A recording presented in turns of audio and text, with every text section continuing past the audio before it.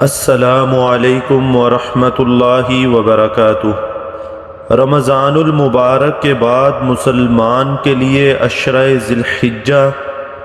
الحجہ کے پہلے 10 دن بڑی ہی عظمت والے دن ہیں۔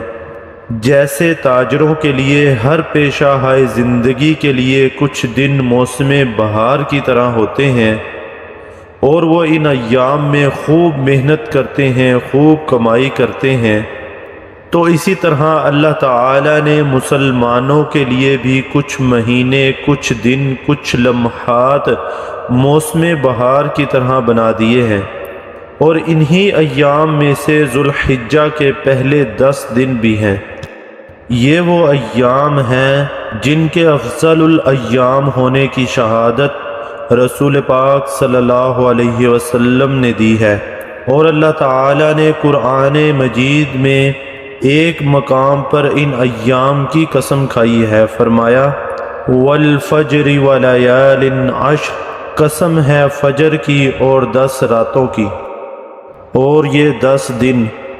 یعنی عشرہ ذی الحجہ دنیا کے تمام ایام میں افضل ہیں۔ نبی کریم صلی اللہ علیہ وسلم نے ارشاد فرمایا،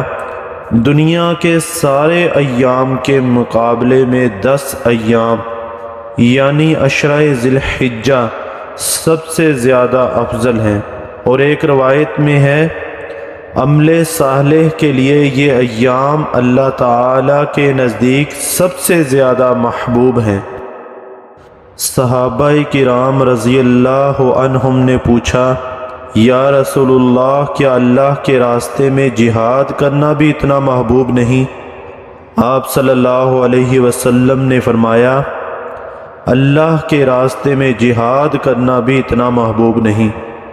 سوائے اس کے کہ انسان اپنی جان و مال کے ساتھ نکلے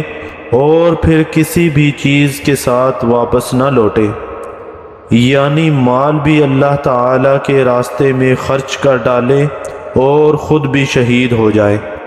تو ہمیں چاہیے کہ ہم ان افضل الایام کے اندر، عشرہ ذی الحجہ کے اندر خوب محنت کریں،